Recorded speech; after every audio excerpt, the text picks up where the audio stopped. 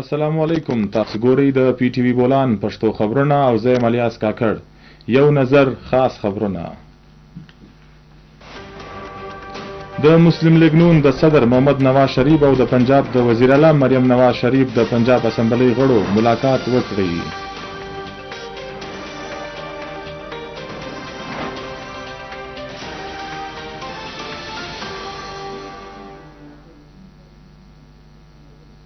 د قومي اسمبلی سپیکر سردار آیا صادق ویلي دي چې په سیمه کې د تلپاته او شمولیتي ترقۍ لپاره د پارلماني تړون ودې ته اړتیا ده.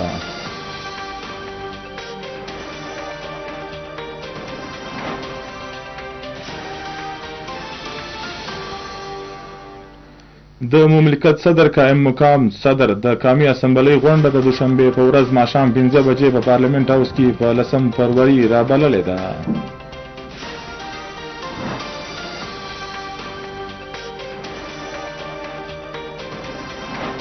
د تجارت وفاقي وزیر جام کمال خان د اسلامي مرضی د تنظیم ستر سکریټري حسین ابراهیم طه سره په جده کې ولیدل.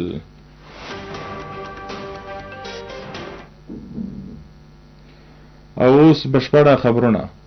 د مسلم لیگ نون د صدر محمد نواز شریف او د پنجاب د وزیر اعلی مریم نواز شریف د پنجاب اسمبلی غړو ملاقات وکړي. ملاقات کوونکو د فیصل آباد، چینوټ، ټوبا، ټیکسنګ او جنگ د ضلعو سره اړه لرونکو د پنجاب اسمبلی غړي شامل وو. د لیدو کتو پر مهال د هیواد په ټولنیز چاپیریال په پنجاب کې تحریکاتي عمل او د ولس د خدمت په منصبو باندې غور وسو. په دې موقع باندې نواز شریف وویل چې د حالات د مخلوق خدمت تر ټولو لوی عبادت دی. د ولس د خدمت سره انعام الله تعالی ورکوي. هغه وویل چې د معاشي ترقۍ له تسلسل څخه د ولس حالات بدل شوی دی. وزیر اعظم شهباز شریف ډېر زیار باسي چې د ادارو نظام په اصلاح باندې کوټلي پرمختګ روان دی. د پنجاب اسمبلی غړو وویل چې په یو کال کې د پنجاب هرې څانګې د ترقۍ د منصبو څخه د ولس باور زیات شوی دی. هغوی د ستره پنجاب کسان کار سکالرشپ پروګرام میگا پراجیکټونو باندې وزیر اعلی ته پیرزوینې وړاندې کړې. په دې موقع مریم نواز وویل چې د ولس خدمت د نواز شریف او شهباز شریف د مسلم لیگ نون پیژندنه ده.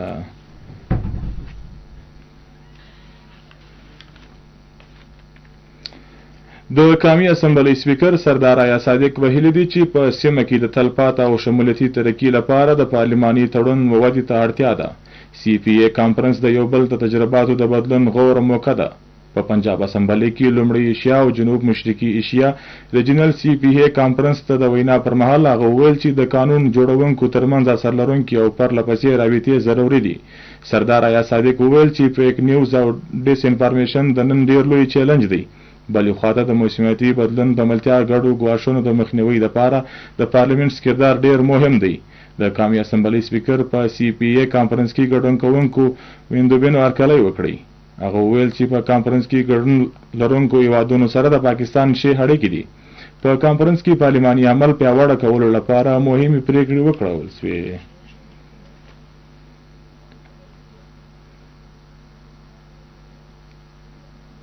د مملکت صدر قائم مقام صدر د قومي اسمبلی غونډه په 10 فروری رابللې ده. د قومي اسمبلی غونډه به دوشنبه په ورځ ماښام 5 بجې په پارلیمنت هاوس کې کیږي. د قومي اسمبلی اوسنۍ غونډه به د قومي اسمبلی د 14 غونډه وي.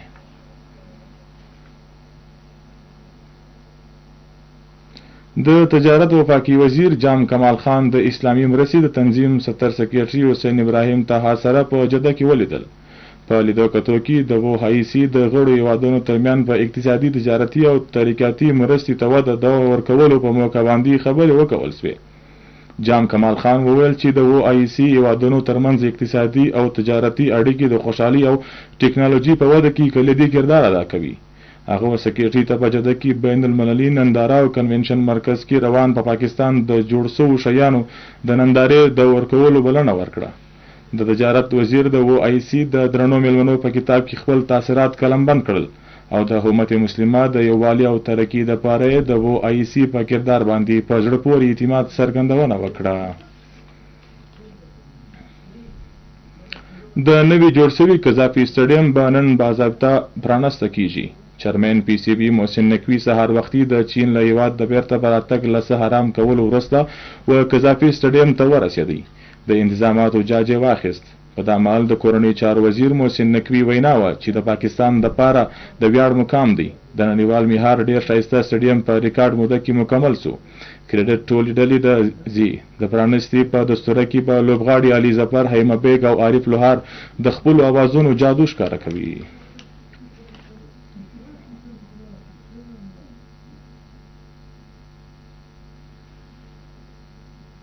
د بلوچستان اسمبلی غونډه د ډیپټي سپیکر غزاله ګولا په مشرۍ کې وسوه.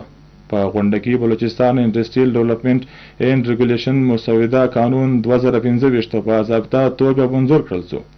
د قانوني مسوده صوبایي وزیر میر شعیب نوشیرواني وړاندې کړه.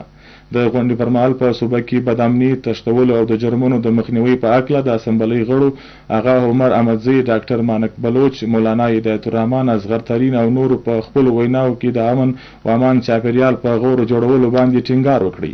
د حزب اختلاف غړو د خوزدار د پیښې په ضد د هیوان څخه ووتل. اوس به د بلوچستان اسمبلی غونډه په 10 فروری د دوشنبې په ورځ کیږي.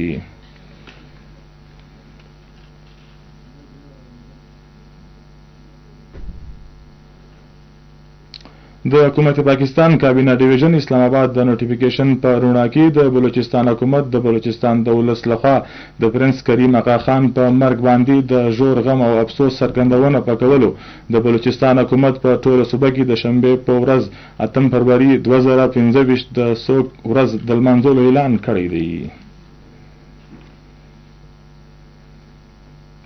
د پاکستان مسلم لیگ نون اقلیتی MPA بلوچستان اسمبلی او د قائمه کمیټې لپاره اربن پلانینګ اینډ ډیولپمنٹ چیرمن ډاکټر اشوک کمار رتنانی د ضلع هب یو ورځنۍ دوره وکړه. ودی راک سالولیشن چرچ ته په رسېدو باندې پادري ارفاق او مسیحي ورورګلوي ته هغه د هرکلی وکړي. هغه ویل چې د بلوچستان هوا پرمختګ کې هم کم شمېر ورورګلوي مهم کردار دی. د کم شمېر و عبادت ځایونو ته ساتنه په برخه ده. په بلوچستان په ملتیا په ټول هیواد کې و کم شمېر ته بشپړه مذهبي ازادي په برخه ده. MPA ډاکټر اشوک کمار رتنانی د مسیحي ورورګلوي په 23 کورنۍ کې د مرستې چیکونه وویشل.